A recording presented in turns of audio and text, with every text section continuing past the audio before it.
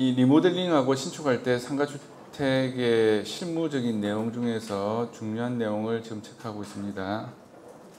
리모델링 할 건지 신축할 건지 할 때 건물의 골조가 어떻게 되어 있는지를 살펴봐야 한다. 철근 콘크리트로 된 구조물이라면 몰라도 벽돌 연화조로 조성된 건물인데 정축이나 내력벽을 건드리는 확장 공사를 염두에 둔 거라면 사실상 신축하는 것과 별 차이 없는 공사비가 소요될 수 있다. 그래서 건축물 대장을 발급받아서 보셔가지고 구조가 뭐로 되어 있는지를 확인하셔야 됩니다. 자, 4번 1조권 사선 제한은 일반 주거지역과 전용 주거지역에서 적용된다. 주거지역에 1조권 사선 제한이 적용됩니다.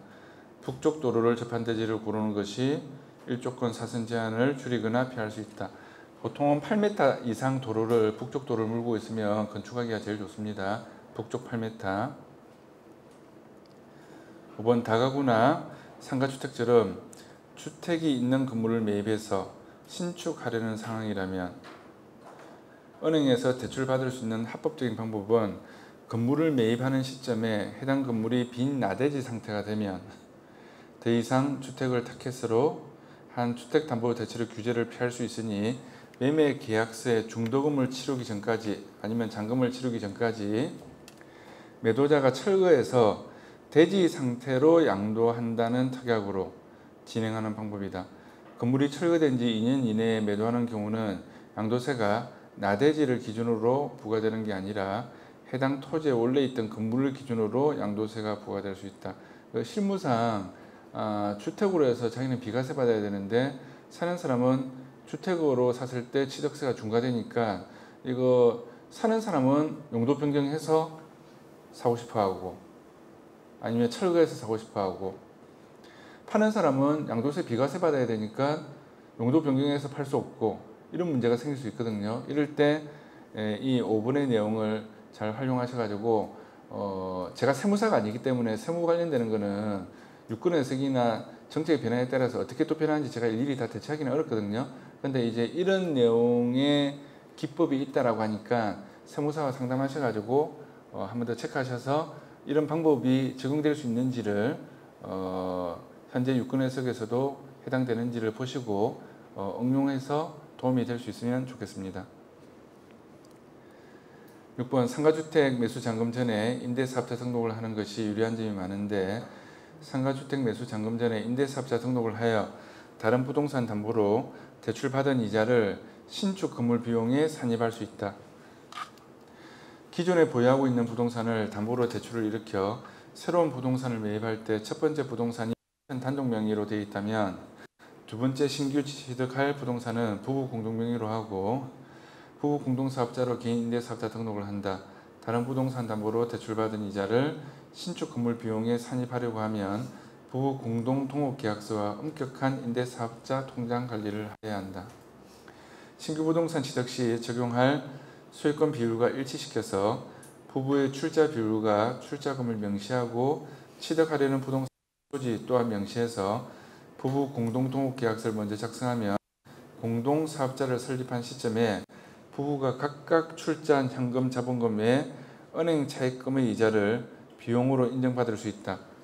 은행 대출 이자를 비용으로 인정받으려면 임대사업자 등록 시 첨부 서류로 부부 공동동업계약서 첨부하고 사업자 등록증 발급을 은행 대출 개시 전에 완료해야 한다. 소득이 없는 배우자를 위해 남편과 아내가 공동명의로 취득한 부동산은 부부간 증여가 되기 때문에 부부간 증여 총액이 부동산 대출 및 상환 전 과정에서 10년간 총액 6억 원을 넘지 않도록 주의해야 한다. 자, 이거는 내가 건물을 사서 뭐 신축하고 하려고 하는데 신축을 하려고 하는데 돈이 좀 모자라잖아요. 돈이 모자랄 때 남편 명의로 되어 있는 부동산에 대출을 일으켜서 새로 사는 거는 부부 공동 명의로 하고 해서 남편 명의로 기존에 부동산에 있는 거에 대출을 일으킨 것을 신규 취득하는 부동산의 비용으로 산입시키기 위한 어떤 그런 방법을 설명해 놓은 거예요. 예. 자, 7번 다주택자에 대한 양도세 중과로 정려를 택하는 경우 정려에 대한 주택취득세율은 조정 대상 지역 내 3억 원 이상은 12%가 부과됨에 주의해야 한다. 정려세가 낮아서 정려로 취급하는 경우가 간혹가다 있거든요. 그런데 조정 대상 지역 내 3억 원 이상은 중과세 된다. 12% 주의하셔야 됩니다. 자, 8번 매년 6월 1일은 보유세 과세 기준일이다. 매년 6월 1일 소유자가 재산세와 종합부동산세를 납부해야 한다. 재산세와 종부세 등 보유세를 부과받지 않으려면 새로 매입하는 부동산의 잔금일은 6월 1일을 넘기는 것이 좋다. 자, 이 8번에 관한 내용 6월 1일 보유세 과세 기준일 이거는 기본적으로 꼭 활용하셔야 되는데 이 날짜 차이가 좀 많이 있으면 괜찮은데 날짜 차이가 적을 때는 예를 들어서 잔금을 5월 30일 날 친다. 아니면 6월 3일 날 친다. 이렇게 할 때는 꼭 세금 부과되는 6월 1일 날 소유주가 클레임을 걸거든요. 그래서 그때는 미리 협의하셔가지고 뭐 반반 이렇게 하시는 게 제일 무난하게 좋아요. 근데 한쪽 편만 너무 들어버려가지고 중개를 하신다든지 하시게 되면 그러면 매도자 입장에서 매수자 입장에서는 모른 척하고 있어야 되죠. 일단 6월 1일은 난 소유권 취득 안 해. 내가 만약 법인으로 사. 법인으로 사면 6월 1일은 나는 소유권 취득 안 하고 사요. 팔 때는 6월 1일 전에 팔아야. 이렇게 해야 되겠죠. 모른 척하고. 근데 공인중개사 입장에서 중개하는 입장에서는 이거를 너무 한쪽 편만 들면은 나중에 꼭 안 좋은 소리 듣거든요. 그래서 중개대상물 확인설명서에 적혀져 있지만 계약할 때라도 6월 1일 날 보유세 과세 기준일이기 때문에 6월 1일 소유권을 가지고 있는 사람이 재산세와 종합부동산세 납부하셔야 됩니다라고 한 번 더 고지를 해주시면서 설명하시면서 계약하는 것이 그게 좋습니다. 그러면 계약할 때 분명히 설명했잖아요. 분명히 설명했죠. 그러면은 나중에 클레임 걸 때 그래도 조금 적겠죠. 예. 그런데 저희가 이렇게 계약할 때 보면 6월 1일 딱 전후로 왔다 갔다 할 때 딱 했는데 매수인이 6월 1일에 딱 걸리잖아요. 매수인이. 분명히 계약 때 설명했는데도 불구하고 이게 금액이 100억 넘어가고 이런 건물들은 하게 되면은 아니 아무리 그렇다 하지만 그 6월 1일 피해가지고 내 좀 잔금 이렇게 하도록 해줬으면 좋았을 건데라고 하면서 아쉬운 점을 이야기하시는 분이 거의 대부분이에요. 실물을 봐보시면. 그래서 적당한 것은 반반 하시면 제일 좋죠. 아니면 재산세나 종부세가 몇 천만 원씩 해당되면 그 몇 천만 원 크잖아요. 그렇죠? 예. 근데 매도자 입장이나 매수자 입장에서는 어떻게 모른 척하고 그냥 가만히 있어야 되죠. 모른 척하고. 근데 중개하는 입장에서는 조금 중간 입장에서 너무 한쪽에 치우치지 않도록 하시는 게 그게 조금 좋습니다. 자, 그래서 6월 1일 보유세 과세 기준일에 관해서 실무적인 내용을 말씀드렸습니다. 자, 9번 임대차 재계약 정액 시 연 5% 내에서 차임 인상이 가능한데 상가주택의 보증금 월세 전환율 계산은 렌터홈 사이트가 제공하는 임대료 온라인 계산기를 이용하면 편리하다. 보증금을 다시 또 월세로 바꾸고 이렇게 계산하려고 하면 복잡할 때가 좀 있거든요. 그때는 이 렌터홈 사이트를 활용하시면 좋겠습니다. 10번 상가주택을 리모델링 신축하는 과정에서 임차인과의 분쟁 등으로 어쩔 수 없이 내용 증명을 보내야 할 때 인터넷 우체국 내용 증명 양식을 활용하면 편리하다. 자, 신축한다, 리모델링한다 그러면 임차인 내보내야 되잖아요. 근데 협의도 잘 안 되고 그 다음에 임대기간 끝나는데도 안 나가려고 하고 뭐 이런 경우들이 있거든요. 그럼 가능하면 기존 임차인을 월세를 너무 많이 올리지 않는 범위 같으면은 다시 재임차 유치시키는 조건으로 몇 개월만 좀 나가 있어라. 이렇게 하는 게 낫겠죠. 새 건물에서 더 좋게 해. 엘리베이터도 없었는데 엘리베이터 설치하면 더 손님도 장사 잘 될 거야. 뭐 등등 이렇게 설득을 해서 하는데 내용 증명을 보내야 될 때가 많거든요. 그럼 내용 증명을 보낼 때 내용 증명의 양식들이 우체국 안에 들어가면은 이 양식들이 굉장히 잘 돼 있어요. 그러면 이거를 다운받아서 활용을 하시면 될 거고 이거를 법무사 쪽에 맡겨서 내용 증명 하나 띄우려고 해도 뭐 돈 10만 원씩 이래 줘야 되거든요. 그러면은 이 내용 정리의 양식을 인터넷 우체국 안에 들어가서 다운받으셔가지고 활용을 잘 하시면 좋겠습니다. 자, 그 다음에 3페이지 빠른 속도로 한번 읽어봅니다. 에어컨을 올렸더니 에어컨 냄새가 악취가 나는 것 같아가지고.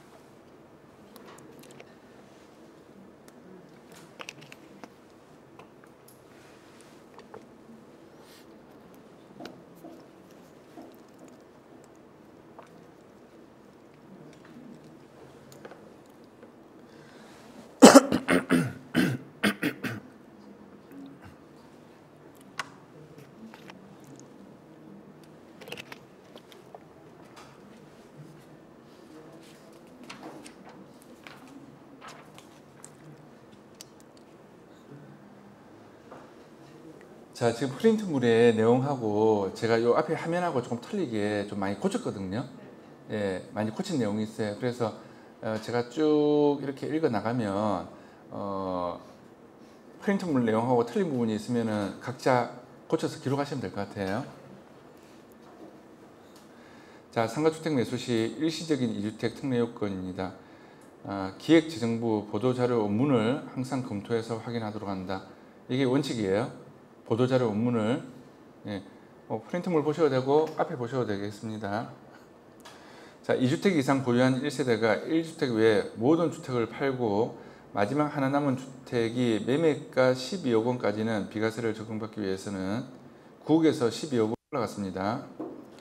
1주택만 보유하게 된 날로부터 새로 2년을 조정지역은 실거주, 조정 외 지역은 보유한 후 매도해야 한다. 이 1주택만 보유하게 된 날로부터 새로 2년을 조정지역은 실거주하고 또 새로 조정 외 지역은 보유를 하고 매도해야 되는 이 조항이 삭제됐습니다. 삭제. 자, 1세대 1주택 비과세 기준 금액이 2021년 12월 8일부터 작년 12월 8일부터 9억에서 12억 원으로 상향 조정됐습니다. 그래서 상가주택 같은 경우에도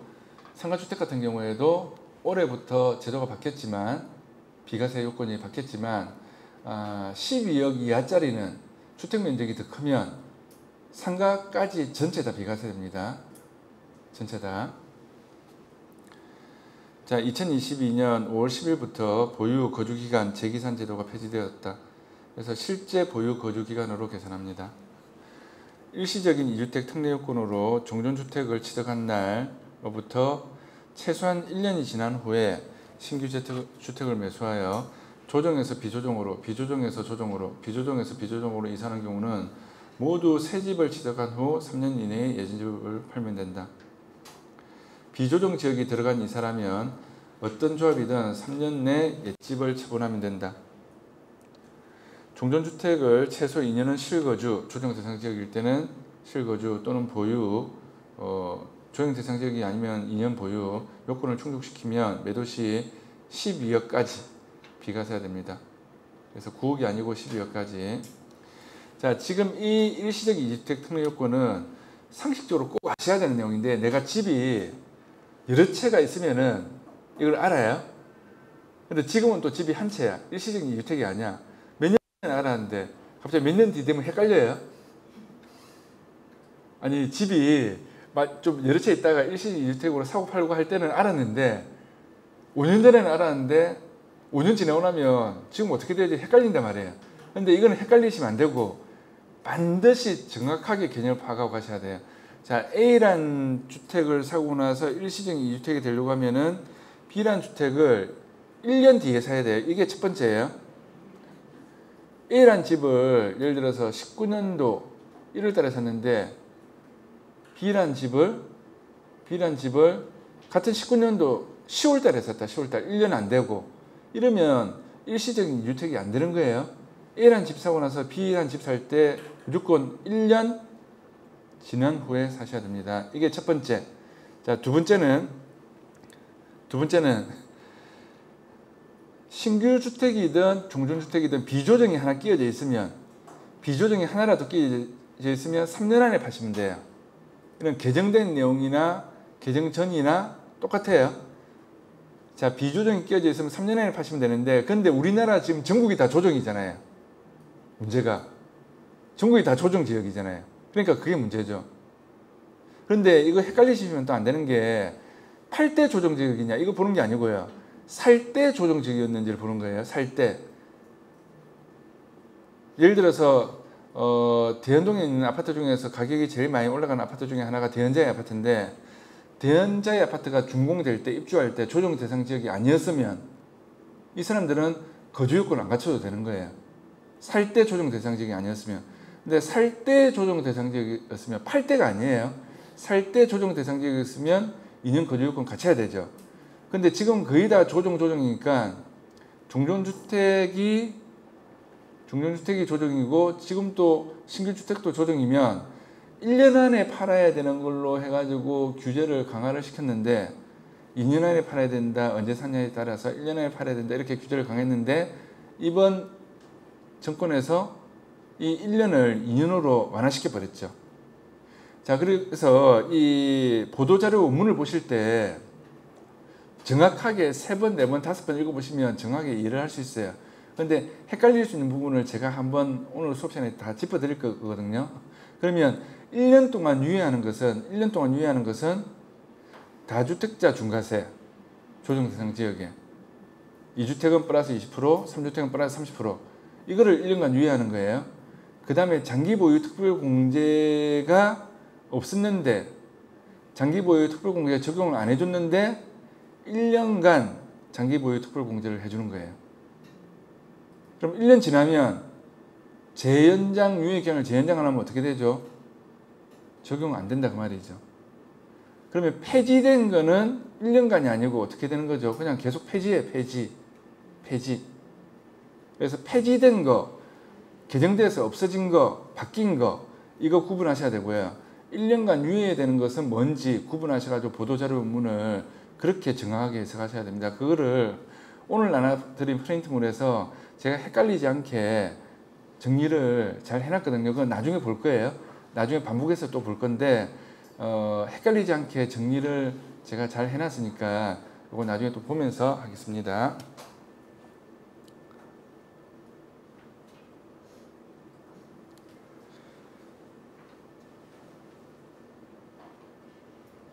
자, 프린트물 보시면 조정지역에서 조정지역으로 이사하는 경우에는 신규주택 매입일로부터 종전주택을 1년 안에 매도해야 매매가 12억 원까지 양도세 비과세 혜택이 가능하다. 이거 삭제된 거죠. 그래서 개정은 종전 신규주택 모두 조정 대상 지역인 경우 종전주택 양도기한을 1년에서 2년으로 완화하고 2년 세대원 전원 신규주택 재입요건을 삭제했습니다. 세대원 전원 신규주택 재입요건을 삭제했습니다. 그래서 비조정지역 포함된 기타의 경우는 양도기한 3년을 그대로 유지합니다. 아까 비조정 낀 거는 3년 안에 팔면 된다고 했죠. 종전주택을. 그럼 일시적인 2주택 비과세 되는 거예요. 자, 그리고 첫 번째와 두 번째 주택 모두 명의가 동일해야 일시적 2주택이 인정된다. 예를 들어 첫 번째 주택은 남편 명의였는데 두 번째 주택을 부부 공동 명의로 한 경우는 일시적 2주택 조건이 승인되지 않는 것을 주의해야 한다. 근데 이 내용이 전에는 이런 내용이 있었던 것 같은데, 지금은 세대 기준으로 비과세를 합니다. 그래서 명의가 틀려도 같은 세대 아니면 일시적 2주택으로 비과세를 합니다. 남편이 샀는데 나중에 신규주택을 와이프가 샀다. 아니면은 아버지 어머니가 가지고 있었는데 자녀 명의로 가족 명의로 샀다. 한 세대면 세대 기준으로 해서 일시적인 2주택 비과세를 합니다. 자, 그리고 원칙 세대원 전원 2, 3위 전입신고 내용을 보시면 신규주택은 매입일로부터 1년 이내에 전입해야 한다. 예외적으로 신규주택 취득일 현재 임차인이 거주 중이고 임대차 계약 종료일이 신규주택 취득일 1년 이후인 경우 임대차 계약 종료일로부터 1년 이내 최대 2년 안에 단 기존 세입자가 있는 경우 임차 종료일까지 최대 2년 내로 전입하여 실거주해야 된다. 이 내용이 삭제됐습니다. 삭제. 자, 삭제 폐지된 거, 개정된 거하고 1년간 유예시키는 거하고 구분하셔야 돼요.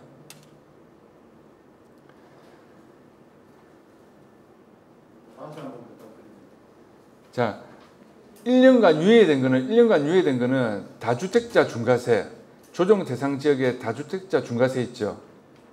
2년 이상 보유한, 조건이 2년 이상 보유예요.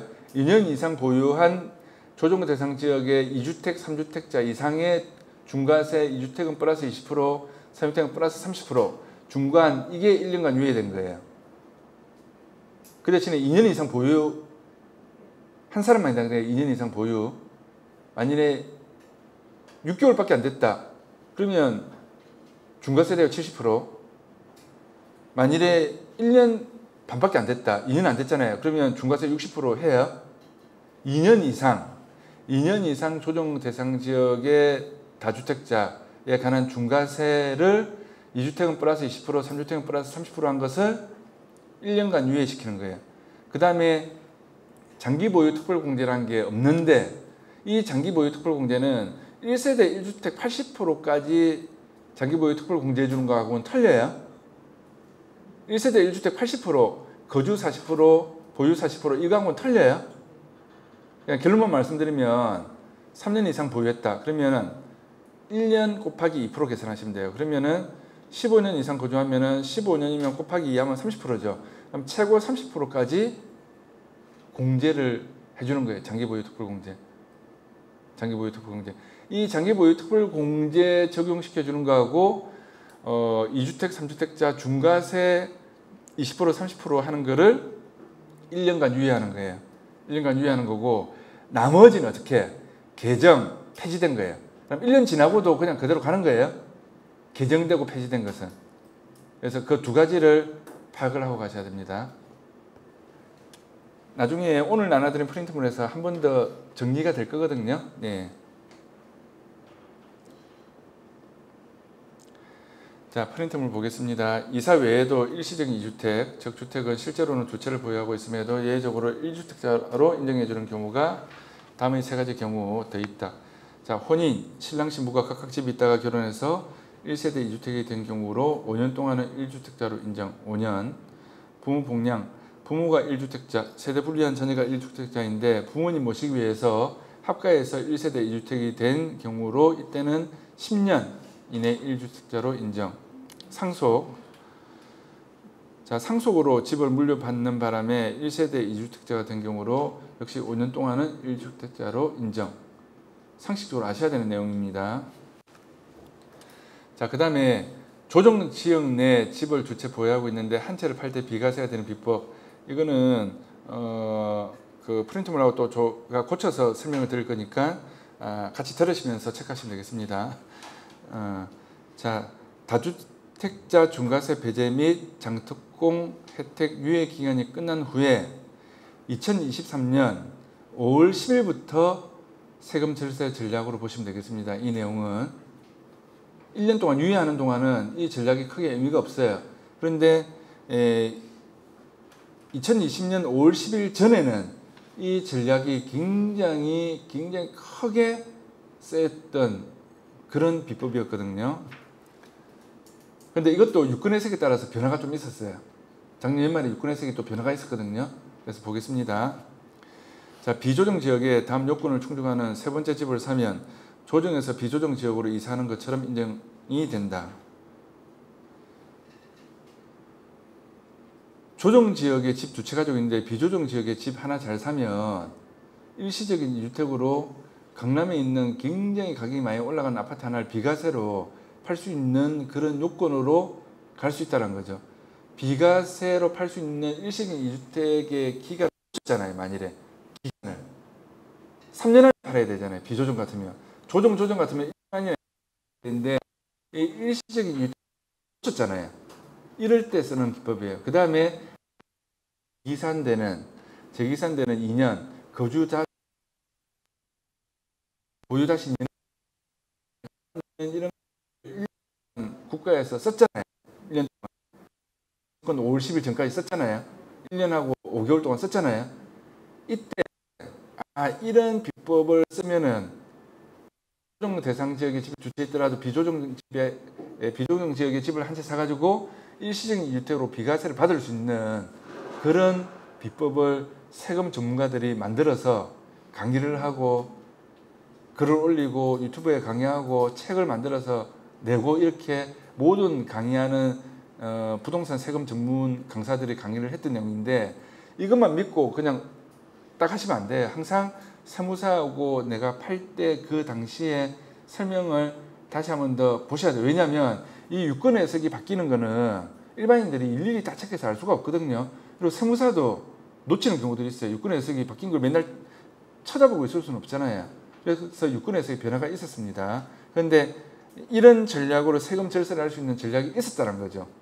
그럼 이런 세금이 내가 강남에 집을 하나 가지고 있는데 아파트가 한 10억이 올랐다. 이렇게 되면 비과세 될 수 있는 부분하고 장기보유 특별공제 적용받고 등등 이런 거 계산해 보면 세금을 7억 내야 될 게 한 2억만 내면 되고 이렇게 세금이 4억 5억이 줄어드는 그런 비법이 쓰이는 거예요. 그럼 이거를 활용하는 거는 엄청난 거죠. 그럼 이렇게 세무 컨설팅 해주잖아요. 그러면 세무 컨설팅 해주면서 세금을 한 5억을 절약시켜줬다. 5억을. 그럼 세무사 사무실에서 세금 절약된 부분에 관한 인센티브를 받아요. 컨설팅 수수료로. 이제 그렇게 받는 경우가 있어요. 아니 세무사명 잘 만나서 내가 세금 한 5억 아끼면은 엄청나게 크잖아요. 탈세가 아니고 절세면. 그런 내용에 관한 내용입니다.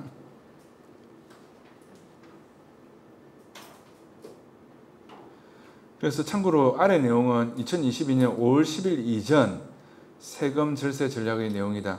2023년 5월 10일부터 자 1년 동안 유예하고 나서 5월 10일 내년 5월 10일 되면 그때부터 또 절세 전략에 응용하시면 됩니다. 일시적인 2주택 비과세 혜택 요건에 충족하는 요건을 놓쳤을 때 쓰시면 되겠습니다. 사례를 보시면 강북에 집을 한 채 산 후 강남에도 집을 사서 자, 다 서울이다 그쵸? 하나씩 매도를 하는 경우에 매도하기 전에 비조정 지역의 다음 요건을 충족하는 집을 취득한 후 시세 차익이 적은 강북주택을 먼저 매도하여 강북주택 양도세 내고 양도 차익이 큰 강남주택을 매도할 때는 실거주 2년을 충족했다면 12억 원까지 비과세 혜택을 누릴 수 있는 상황이 된다. 그래서 2017년 1월 1일 날 강북주택을 취득하고 2019년도에 강남주택 취득했습니다. 2020년 12월 1일 날 비조정 지역의 주택을 하나 취득했어요. 비조정 지역의 주택을 취득할 때 재개발 구역이 아니면 공시가격 1억 이하인 주택은 취득세 중과도 안 되거든요. 그런데 재개발 구역, 재건축 구역 무슨 구역 들어가는 거 있죠. 무슨 구역 들어가는 것들은 공시가격 1억 이하라도 법인이 살 때라든지 12% 중과되는 경우가 있습니다. 그것도 프린트물에 뒤에 정리해 놨어요. 자, 그런데 일반적으로 그냥 공시가격 1억 이하다. 무슨 구역에 해당하는 게 아니면 그러면은 그냥 1% 취득세 내죠. 1%. 그렇죠? 자, 그래가지고 20년 12월 10일 날 강북주택을 매도했습니다. 그러면 강남주택이 최종 1주택이 된 시점이 20년 12월 11일이므로 이때부터 2년을 충족한 22년 12월 10일이 비로소 2년 실거주 요건을 충족한 날이다. 다시 들어가서 살아야 됐다. 근데 이게 5월 10일부터 재기산 제도가 삭제돼 버렸죠. 예. 네. 예.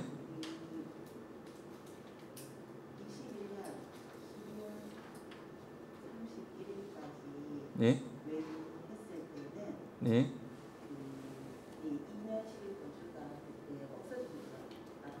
예, 그래서 유권해석이 바뀌었어요. 유권해석이 작년 연말에 바뀌었어요. 그래서 그거를 지금 계속 설명을 드릴 거예요. 네. 네.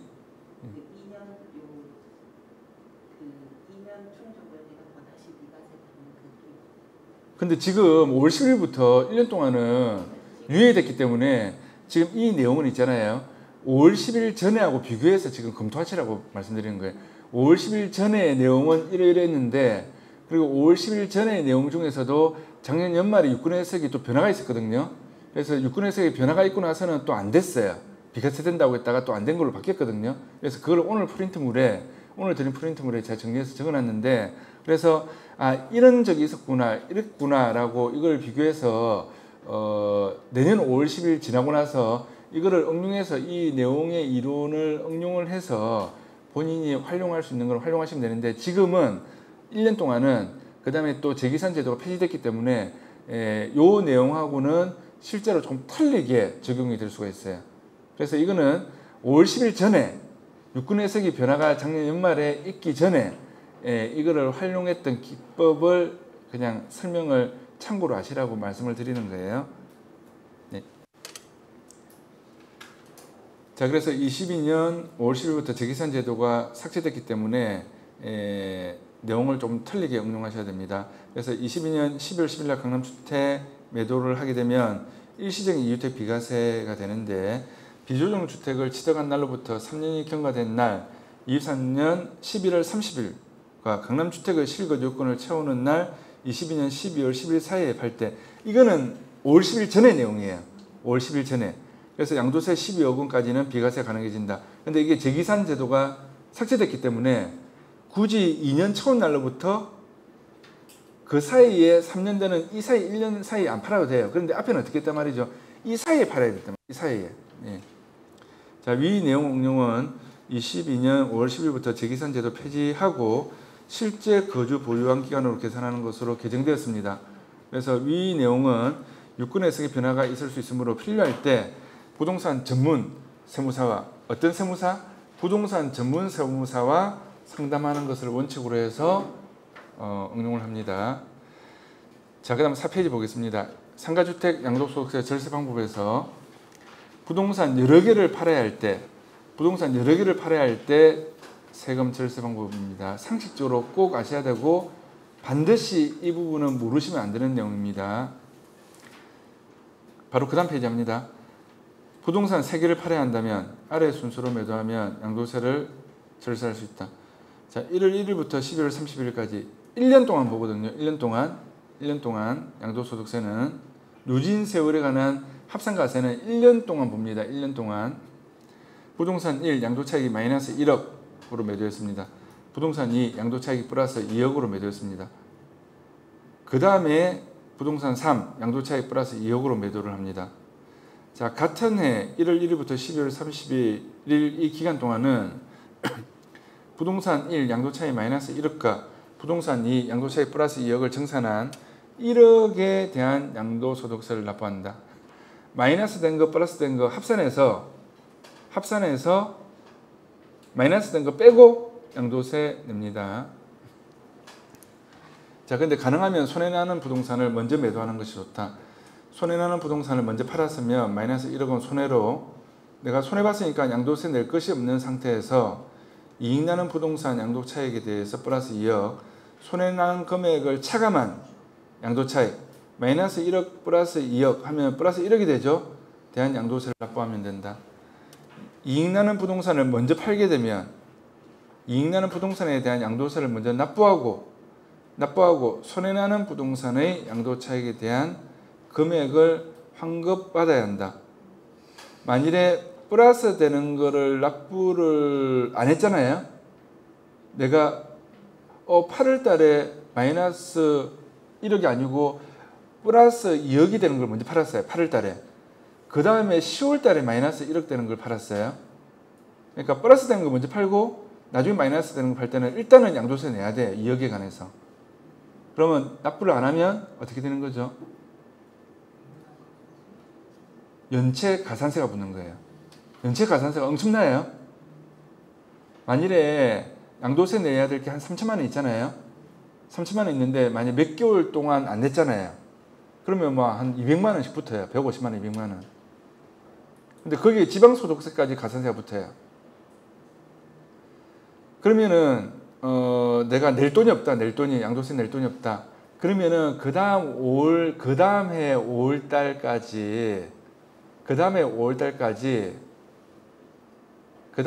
달까지 합산가세한 걸 갖다가 신고를 다시 하시면 돼요. 그 다음에 5월 달까지. 플러스 된 거, 마이너스 된 거. 그래가지고 양도세 낼 게 없도록 하시면 돼요. 그 대신에 플러스가 먼저 됐으면, 매도했을 때 이 세금 안 낸 거에 관한 연체에 관한 가산세는 내셔야 된다라고. 연체에 대한 가산세는.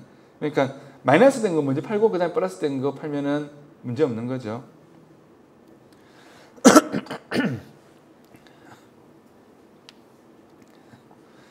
자, 프린트물 보시면 이익 나는 부동산을 먼저 팔게 되면 이익 나는 부동산에 대한 양도세를 먼저 납부하고 손해 나는 부동산의 양도 차익에 대한 금액을 환급을 받으셔야 돼요. 환급.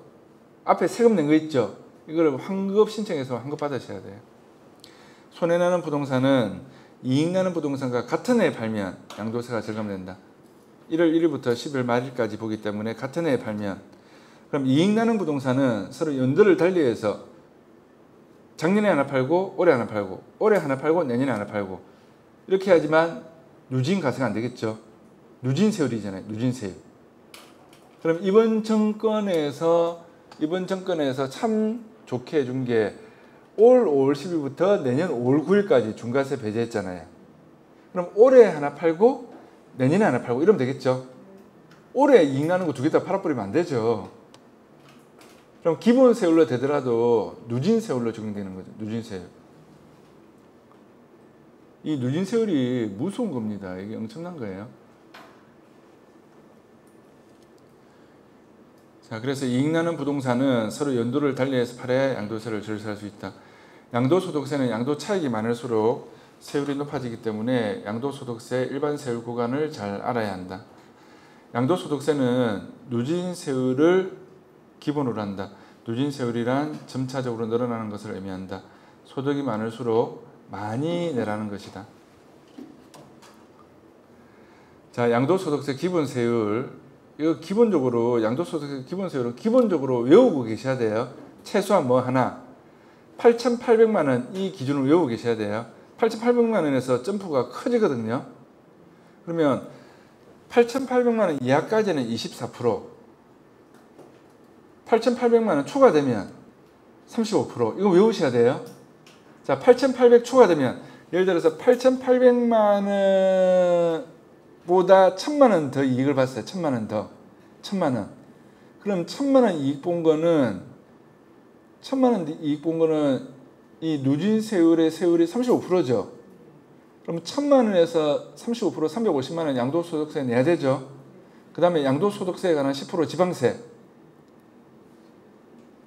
350만 원에 관한 10% 지방세 35만 원.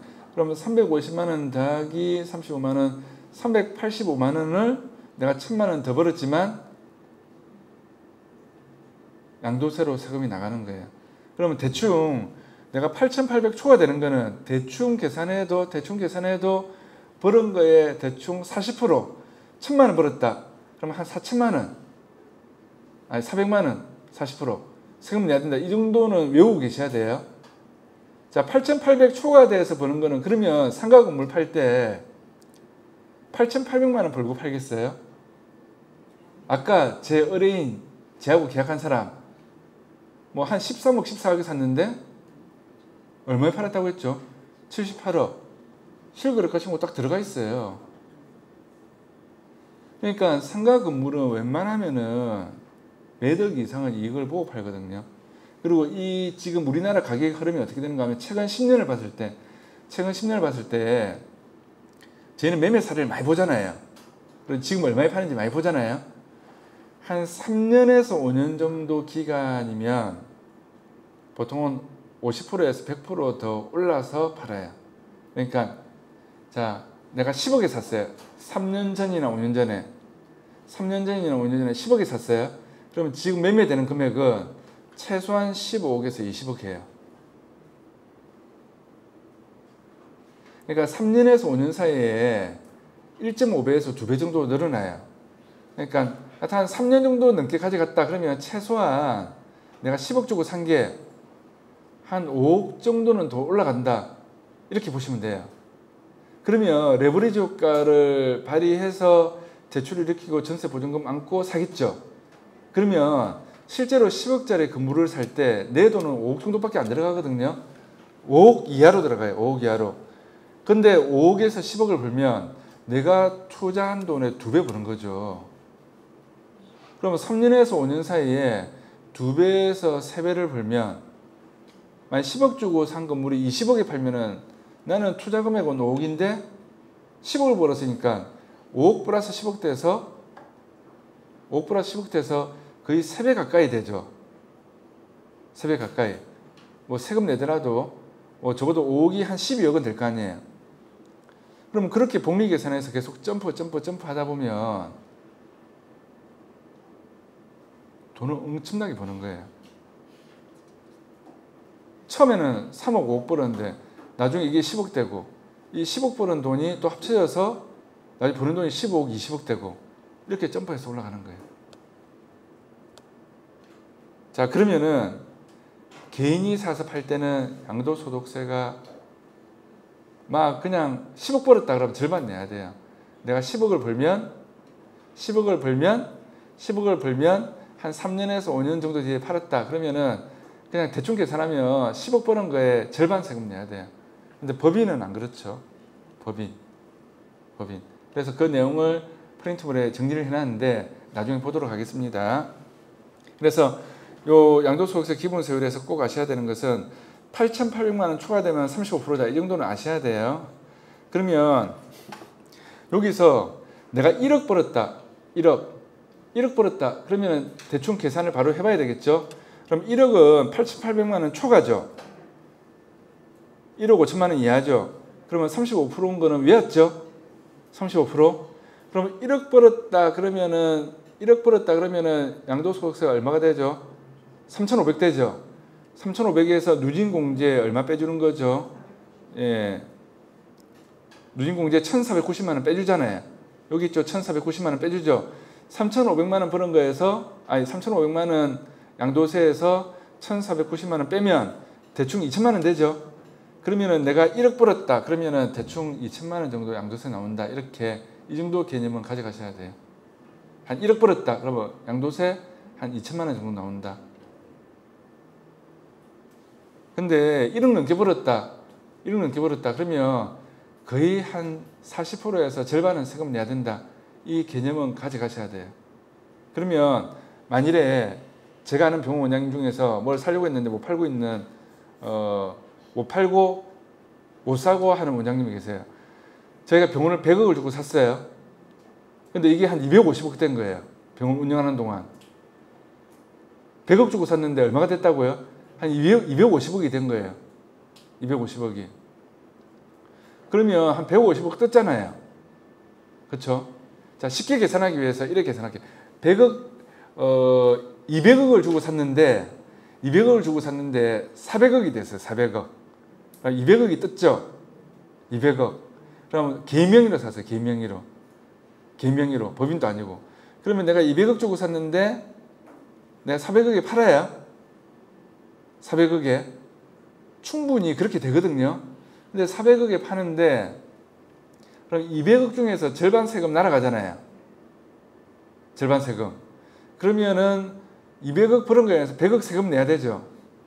그럼 내가 지는 돈은 내가 샀을 때 200억 할 때 들어간 돈. 그 다음에 양도차에 200억 생겼는데 100억 세금 내고 나는 300억밖에 못 지는 거죠. 그럼 나는 400억에 팔았는데 나는 500억짜리를 사고 싶어. 아니, 똑같은 400억짜리를 사고 싶어. 똑같은 400억짜리를 살 때 양도세 낸 100억만큼 내가 대출을 해야 돼요. 이해가시나요? 양도세 낸 100억만큼 내가 대출을 해야 된다고. 대출. 그러면 나는 400억에 팔았는데 비슷한 400억짜리를 못 사요. 그 다음에 500억짜리를 못 사요. 좀 더 높은 금액 못 파는 거죠. 그런데 양도소득세를 100억 정도 내보세요. 100억 정도. 굉장히 행복한 고민인데 그러면은 절대 개인 명의로 사지 않습니다. 그런 경험을 해본 사람은 상가 건물을 살 때 절대 개인 명의로 사지 않습니다. 예. 자, 그래서 이 법인에 관한 내용도 잘 아셔야 되거든요. 그래서 그걸 제가 요약해서 프린트물로 미리 드렸습니다. 예, 그래서 시간 내서 좀 볼 수 있는 시간이 있으면 좋겠어요. 자, 그 다음 페이지 중복된 내용이라서 최대한 빨리 읽고 넘어가겠습니다. 2022년 5월 10일부터 1년간 다주택자 양도소득세 중과 배제에 따른 상가주택 매매, 항상 기획재정부 보도자료 원문, 국가기관에서 낸 보도자료 원문을 항상 검토 확인하는 습관을 가지셔야 됩니다.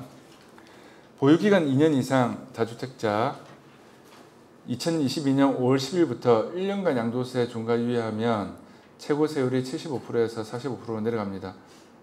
그냥 다주택자가 아니고 보유기간 2년 이상이에요. 보유기간 2년 이상. 자, 그래서 개정된 게 다주택자 보유기간 2년 이상 기본 세율은 6%에서 45%. 조정지역의 다주택자, 자, 참고로 1 미만은 70%라고 했죠. 2년 미만은 몇 프로예요? 60%. 그러니까 2년 이상 보유한 다주택자입니다. 3년 이상 보유해서 주택 팔면 장기 보유 특별공제도 적용합니다. 자, 여기서 응용하실 게 3년 이상 보유하게 되면은 다주택자를 장기 보유 특별공제 해주잖아요. 이 장기 보유 특별공제 해주는 거는 다주택자, 우리가 상가 건물 가지고 있으면 이것도 장기 보유 특별공제 장특공 되거든요. 토지도 해당돼요. 토지.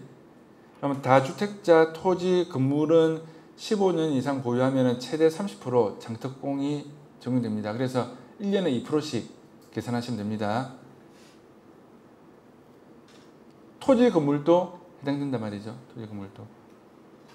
자, 그래서 같은 해 집을 두 채 이상 팔 때는 플러스 되는 것은 유진과세, 합산과세 되죠. 조심하셔야 돼요. 해를 바꿔서 팔아야 됩니다. 2022년 5월 10일부터 1년간 다주택자 주택에 대한 양도세 중과세율을 면제해 준다. 그래서 개정된 내용이 다주택자 보유기간 2년 이상이면 기본 세율 6%에서 45%를 적용합니다. 자, 그런데 앞에는 어떻게 됐습니까? 다주택자가 조정 대상 지역에서 집을 팔면 2주택자는 기본 세율 플러스 20%, 3주택자는 플러스 30%씩 양도세율이 중과됩니다. 그래서 양도세 기본 세율이 6%에서 45%인 것을 생각하면 많게는 양도차익의 75%까지 세금을 내야 하는 셈인데, 여기에 지방소득세, 양도소득세의 10%까지 포함하면 세금 부담은 양도차익의 최대 82%까지 늘어나게 됩니다. 근데 이 내용이 1년간 삭제시켜버린 거죠. 그러니까 1년간 유예된 거예요. 1년간. 자, 양도세 중과세율이 유예되면 부담이 크게 줄어든다.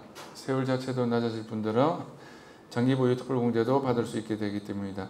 장기보유 특별공제는 부동산을 3년 이상 보유했을 때 보유 기간, 거주 기간에 따라 양도소득 금액을 80%까지 공제해주는 제도다. 이건 1주택자에 한해서 그렇습니다. 1세대 1주택자 80%. 세법상 중과세율을 적용받으면 장기보유 특별공제를 적용받지 못하기 때문에 다주택자는 장기보유 특별공제 혜택을 받지 못했지만 이번 유예 조치로 다주택자도 수혜를 보게 됐다. 자, 근데 다주택자 장특공은 1년에 그냥 2%죠. 최대 30%, 15년 이상. 근데 1세대 1주택자는 어떻게 되죠? 12억 초과되는 부분에서 최고 80%까지. 1년에 4% 계산하죠. 그래서 10년 거주했다. 그러면 40%. 10년 보유했다. 그럼 10년 곱하기 4% 해서 40%. 각각 따로따로 계산해서 최고 80%까지 장특공 해줍니다. 헷갈리시면 안 돼요. 장특공. 다주택자는 80% 공제 주는 게 아니고 뭐죠? 1년에 2%. 최대 30%. 그래서 세율은 물론 세까지 낮아지는 효과가 생기는 셈이다. 5월 10일부터 2년 보유 거주한 경우 1주택이 된 시점에 즉시 비과세 적용받고 매도가 가능해졌다.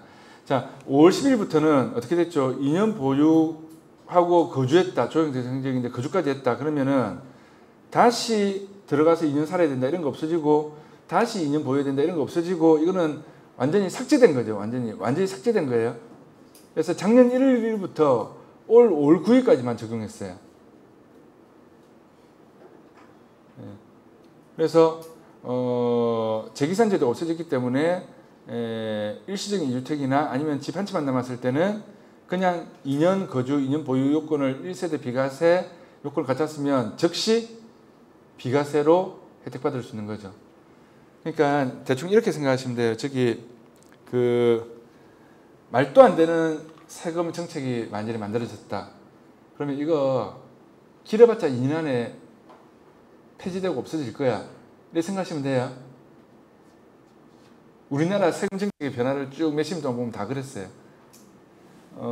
말도 안 되는 세금 정책이 만들어졌다. 그러면은 없어지고 유예시키고 유예는 다시 재연장되고 1년 동안 유예한다고 해놓고 보면 또 1년 재연장 유예, 또 1년 재연장 유예 이렇게 돼요. 예. 그래서 그런 정책적인 흐름이 대한민국 정부가 생기고 나서 어떻게 흘러왔는지를 앞에 걸 쭉 보시면 그렇게 됐어요. 그래서 말도 안 되는 법이 생겼을 때, 세금 정책이 생겼을 때 그때 팔고 세금 두들겨 맞는 사람이 바보죠. 기다리면 되는데.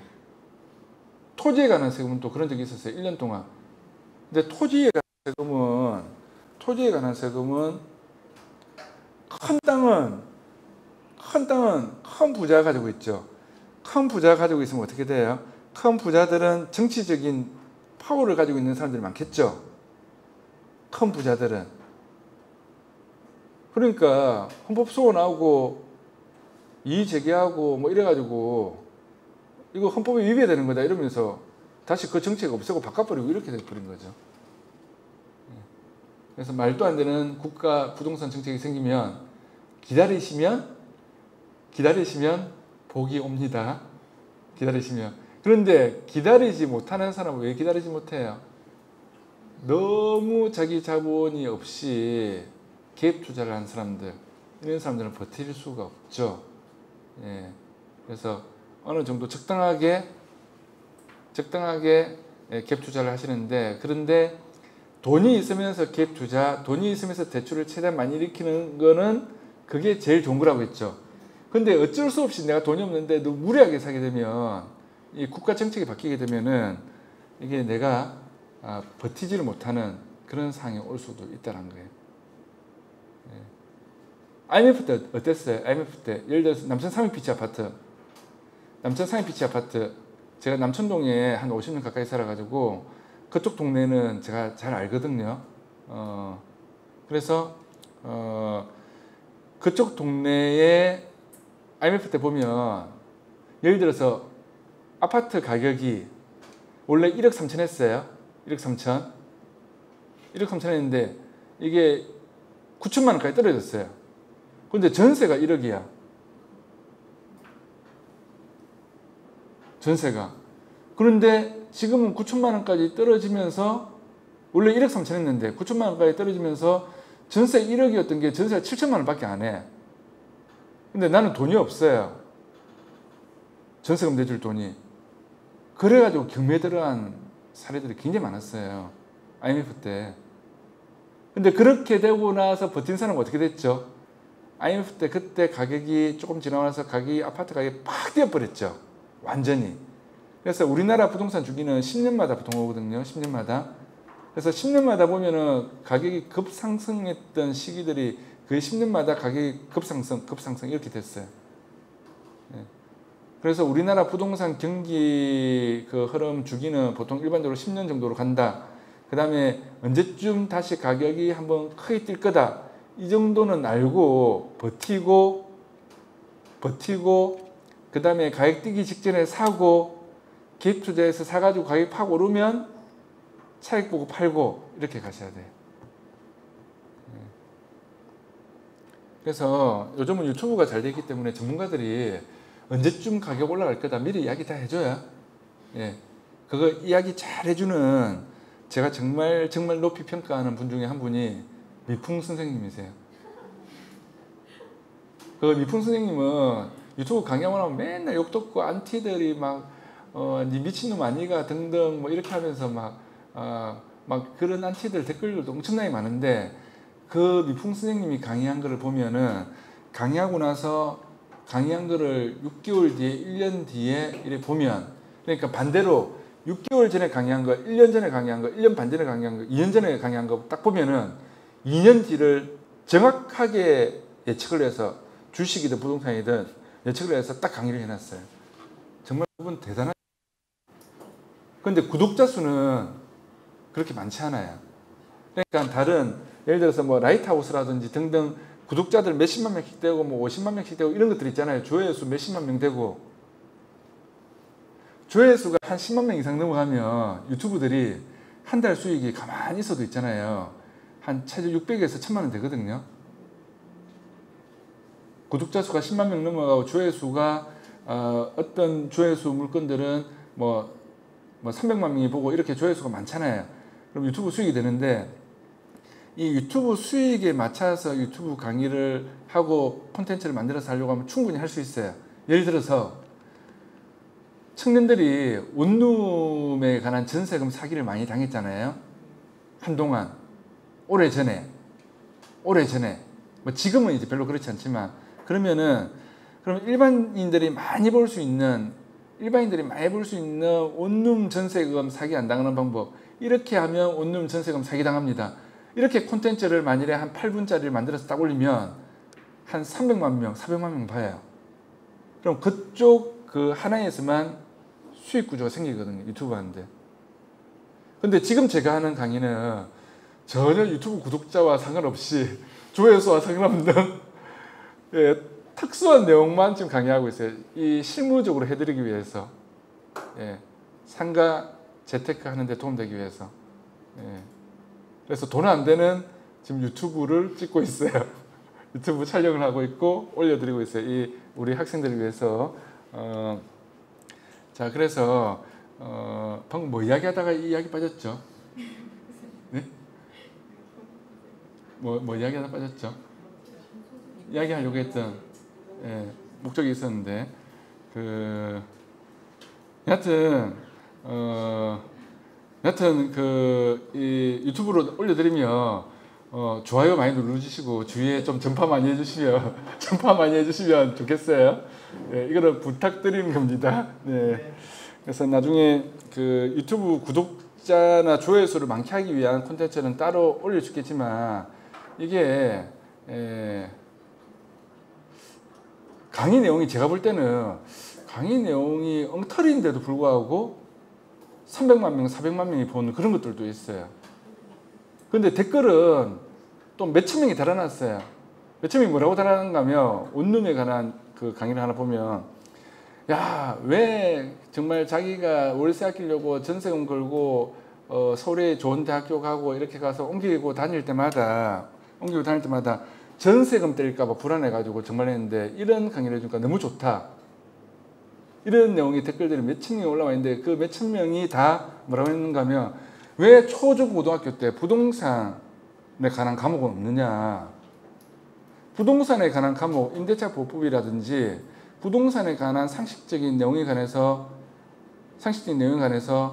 써먹지도 못하는 수학 막 이런 것만 할 게 아니고 이 교과 과목이 꼭 있어야 되는 거 아니냐. 왜 나중에 고등학교를 졸업하고 나서 대학교 평생교육원에 가서 또 비싸게 수업받고 이렇게 해야 되느냐. 초중 고등학교, 적어도 중학교 고등학교 안에 이런 커리큘럼이 들어가야 된다. 이런 글들을 댓글을 엄청 많이 달아놨더라고요. 젊은 사람들이. 근데 전세금 걸고 할 때 중요한 것들이 사람들이 실수 많이 하는 게 경매에 기본이 되어 있는 분들은 잘 아시는데 최우선 변제금은 수익인천의 최우선 변제금은 내가 전입할 때가 기준이 아니거든요. 전입할 때가 기준이 아니에요. 전입할 때가 기준이 아니고 1순위 근저당권 날짜 1순위 근저당권 날짜가 언제 됐는지, 그러니까 담보권 설정 1순위 첫 번째 날짜가 몇 년 몇 월 며칠에 됐냐에 따라서 수행인차인 최우선 변제금이 보호되고 안 되고 차이 나거든요. 근데 이거를 공인중개사 시험 과목에서도 정확하게 디테일하게 시험 문제를 내는 게 아니고 이때까지 엉터리로 시험 문제 내고 엉터리로 답이 나왔었어요. 전입날짜하고는 상관이 없는 거죠. 확정일자하고 상관이 없어요. 그러니까 제가 볼 때는 강의가 틀렸는데도 보면 한 300만 명, 400만 명이 막 이래 본 거예요. 예. 그래서 여튼 경매 파트는 제가 30년 정도 했기 때문에 나중에 필요한 것들은 또 나중에 또 올려드리고 그렇게 하겠습니다. 이거 조금만 더 보고 5분 쉴게요. 이 페이지만 좀 보고. 자, 프린트물 보겠습니다. 양도세 중과 세율이 유예되면 세금 부담이 크게 줄어든다. 세율 자체도 낮아질 뿐더러 장기 보유 특별 공제도 받을 수 있게 되기 때문이다. 장기 보유 특별 공제는 부동산을 3년 이상 보유했을 때 보유 기간, 거주 기간에 따라 양도소득 금액을 80%까지 공제해주는 제도다. 이 80%는 1주택자입니다. 세법상 중과 세율을 적용받으면 장기 보유 특별 공제를 적용받지 못하기 때문에 다주택자는 장기 보유 특별 공제 혜택을 받지 못했지만 이번 유예 조치로 다주택자도 수혜를 보게 됐다. 세율은 물론 세까지 낮아지는 효과가 생기는 셈이다. 그래서 5월 10일부터 2년 보유 거주한 경우 1주택이 된 시점에 즉시 비과세 적용받고 매도가 가능해졌다. 이 내용 설명하면서 옆으로 빠졌습니다. 6월 1일 전에 급매할 거냐, 시간을 갖고 매각할 거냐, 신중하게 감안할 거냐, 이렇게 부류가 좀 나뉩니다. 6월 1일 기준으로 종합부동산세와 재산세 등 보유세를 부과한다. 6월 1일을 넘기면 집을 팔더라도 오래 본 보유세를 내야 한다. 문제는 시간이 빠듯하다는 점이다. 양도세는 잔금 지급일을 기준으로 책정되기 때문에 6월 전에 잔금까지 치러야 보유세 부과를 피할 수 있다. 급하게 집을 팔려면 값을 제대로 받기 어려운 등도 부담거리다. 6월 1일 이제 얼마 안 남았다, 그렇죠? 예. 자, 종부세 세율 인하나 재산세 종부세 통합은 법 개정이 필요한 사항이다. 여소야대 사항에선 상당한 시간이 걸릴 것이다. 양도세 중과 유예 기간 1년을 전 후반기로 나눌 때 새 정부의 정책 방향이 결정될 후반기에 시작 타이밍을 결정하고 전반기는 감안하는 사람이 많을 수도 있다. 실제로 조사를 해봤거든요. 설문조사를. 감망하는 사람들이 더 많아요. 지금 빨리 다 팔아버리자 이게 아니고 올 하반기에 국가 정책을 또 보고 좀 감망하면서 흐름을 좀 보겠다는 사람들이 꽤 많았어요. 그런데 결론은 있잖아요. 결론은 똑똑한 사람, 잘하는 사람이 행동하는 결론은 저희들 강의하는 입장에서 볼 때는 무조건 빨리 팔 수 있는 수가 많은 사람은 무조건 파셔야 돼요. 무조건. 예. 무조건 팔고 올해 내년에 팔고 그 다음에 중요한 건 뭐죠? 팔아서 세금 혜택 보는 것보다 가격이 더 오를 것 같아. 이런 거는 관망하면서 팔아야죠. 세금 혜택 보는 것보다 더 오를 것 같아. 내가 재개발, 재건축에 뭘 가지고 있는데 뭐 더 오를 것 같아. 조금만 버티면. 그러면 그거는 지켜보다 팔아야 되죠. 근데 좀 돈 안 된다 싶고 똘똘이 한 채 이런 게 아니고 내가 오랫동안 보유했는데 장특공도 공제받을 수 있고 이런 것들 중에서 어중중한 이런 것들 있잖아요. 팔아서 일단은 집 숫자 없애고 빨리 일시즌 유주택 만들어서 또 종전주택도 비과세 받고 남아있는 한 채도 보유 거주 2년 이상 했으면 또 한 채도 비과세 받고 이렇게 다 털고 나서 새로 사셔야 돼요. 새로. 만약 내가 집이 4채 있다. 똘똘이 한 채 있잖아요. 이거를 내가 만일에 남천동 300피치 아파트를 내가 백동 라인에 가지고 있어요. 백동 라인에. 강남초등학교 저 옆으로 해서 저기 지금 타워 아파트 재건축하는 그 아파트 근처에 바다 안 보이거든요.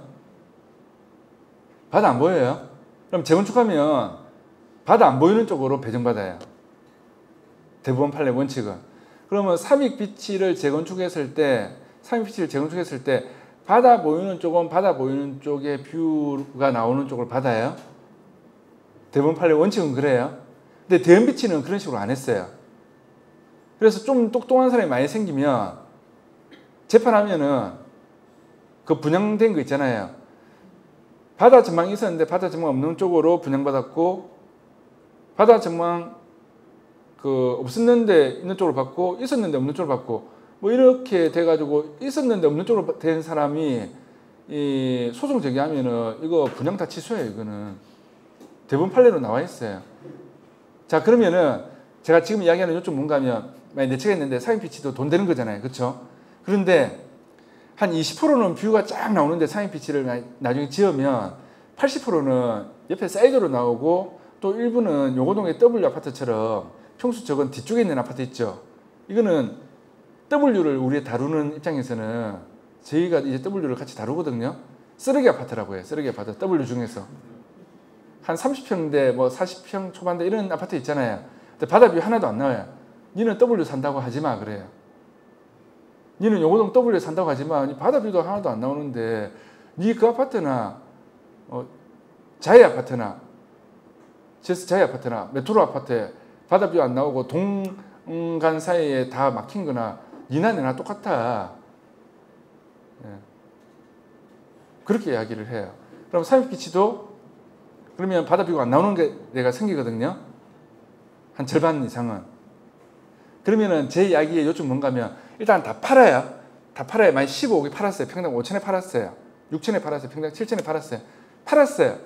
팔면은 일단은 내가 비과세 혜택 받고 오랫동안 있으면 장특공 받고 1세대 돼서 받고 일시적인 2주택으로 또 종전주택도 받고 그러면 종전주택 한 채 비과세 받고 또 나머지 남은 한 채도 장기보유 특별공제로 해서 최대한 세금 적게 내고 앞에 있는 어중중한 집 두 채는 일단 탁탁탁 날리고 그럼 다 팔았잖아요. 다 팔고 나서 다시 사면 어떻게 돼요? 다시 사면 내가 만일에 15억에 팔았는데 조금 더 좀 바다 뷰가 나오는 아파트를 2억을 더 주고 17억을 주고 샀어요.